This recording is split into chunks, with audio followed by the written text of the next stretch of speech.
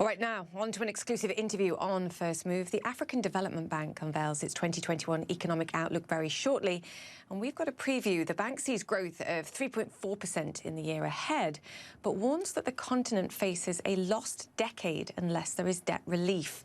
It says COVID-19-related spending has swollen many countries' borrowings, and without more aid, 39 million Africans are at risk of falling into extreme poverty. Joining us now is CNNI Adesina. He's president of the African Development Bank. So fantastic to have you on the show. These are devastating numbers. Good to have you with us. These are devastating numbers. And just on top of the 39 million Africans that are at risk this year, we already saw over 30 million Africans falling into extreme poverty in 2021. These are devastating numbers. Absolutely. You know, I mean, we've never seen anything like this before. I mean, the growth rate last year, we projected growth rate last year was minus 2.1%. That is the lowest growth rate in 50 years in Africa. You know, you don't see the virus, but if the effects of it, it's just so mind-boggling. You know, the GDP of Africa went down by $175 billion. Last year, you know, we had 30 million people that went into extreme poverty. This year, if that trend continues, it's going to be 39 million people going to extreme poverty, hunger, and all of that. It's been just quite a lot. And of course, the issue is that's not all just negative. That we project that Africa will grow back. You know, we project 3.4% grow back this year. But all of that is conditional on two things. One is access to vaccines, and secondly is the issue of debt. And on the issue of access to vaccines, and earlier on the show I was listening to that. That is actually a big problem for us because we don't have that luxury. You know, so far, Julia, 14.6 million vaccines have been delivered in Africa, you know, and people can't even get a shot in their hand. And that 14.6 million is only 1% of what we need, actually. You know, talk less of getting to 60% of herd immunity. So we are way off mark on that. I think that is very, very important to improve access of Africa to vaccines. We need to have vaccine solidarity. COVAX is doing a great job, but look, the amounts are still minuscule as far as we are concerned. We need to actually have global solidarity on this, but move beyond that. We must have also vaccine justice, making sure that everybody has the vaccines. Look, really, if we deal with this pandemic in one part of the world and we don't deal with other parts of the world, we are all going to back to the same square one. And so absolutely, we must make sure that we ramp up access to vaccine. Africa needs it in quantity, it needs it on time, and it needs it at an affordable price. Yeah, I was going to say it's the cost of it too. Just very quickly, in terms of the predictions that you're making for 2021, and you are anticipating a growth recovery of sorts, how long are you anticipating it takes to get some kind of herd immunity across the African continent? I know it's an incredibly difficult number to try and predict at this stage, but we're talking years. Well, you know, the faster we get the vaccines, the better. You know, yeah. I just told you that we go only 1% right in terms of people getting the jabs in their hands. And so, you know, to get a herd immunity, you need to be at 60%. So you're looking at least 840 million doses. So it's going to take, you know, I don't see that happening for another year or two because at the slow pace of producing the vaccine and getting them out, it's just going to be very, very difficult. And I'm quite concerned about that.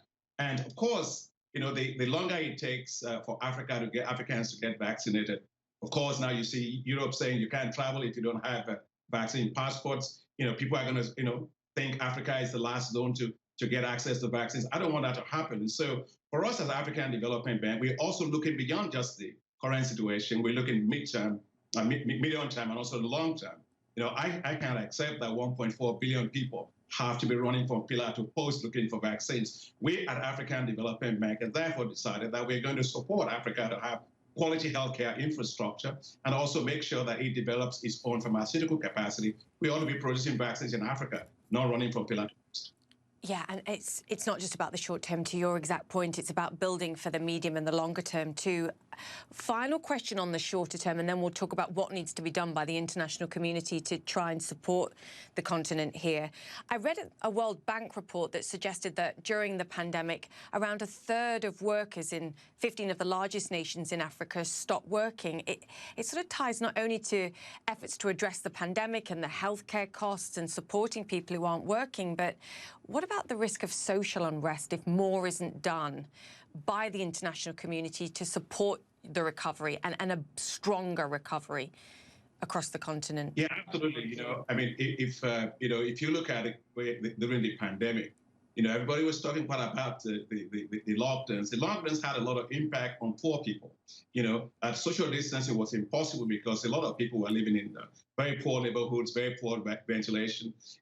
For many people, they have the risk of dying from hunger than actually from dying from the COVID-19 situation. And so when people don't have access to food, they don't get access to work, because a day without work is a day without food, And so that could actually create unrest because citizens get so nervous, so upset, and young people lost a lot of jobs. And so a lot of work has to be done. So for us, really, is how do you build back?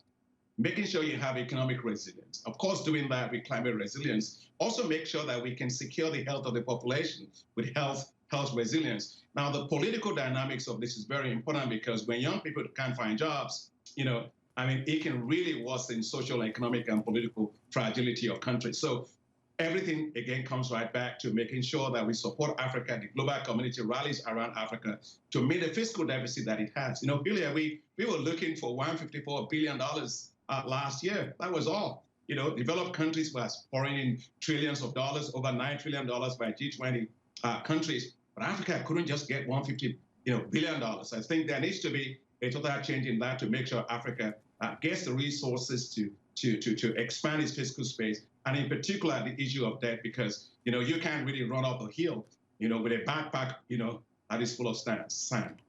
And that's exactly where I was going to go next, because what we have seen is efforts to delay repayments. And I think the underlying core message in your report is it's just not enough. There needs to be debt forgiveness to allow healthier growth. And at the same time, and I do think this is important too, a contract between nations and those that do agree to forgive some of this debt to say, look, we will reform, we'll do things better, we'll tackle things like corruption. It's got to be a joint decision and a joint partnership to do this.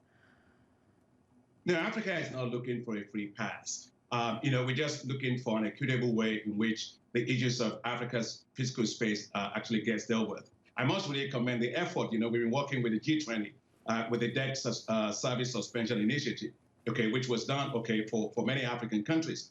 Well, but that's only about $5.3 billion, and that did not cover more than $3.4 billion of the amount of bilateral debt that is actually there. So it's quite small. I think that needs to be extended so that the period of deferment continues to be helpful for African countries. Now, the G20, as you know, Julia, is actually working on another framework, which will have to include the private creditors, because, the Eurobond creditors actually own about almost $337 billion of Africa's $700 billion debt.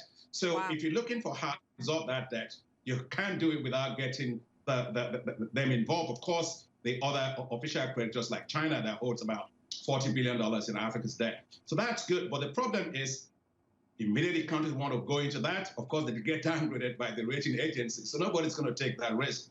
Now, what I find very, very useful is what Secretary Yellen and Georgieva Kristalina, the IMF, my sister, actually just did with the SDR, that's going to issue $500 billion in new strategic SDR drawing rights at the IMF. Well, that's good, because that $500 billion will allow developing countries to have almost $276 billion space, and liquidity space, and almost maybe $25 billion will come to Africa.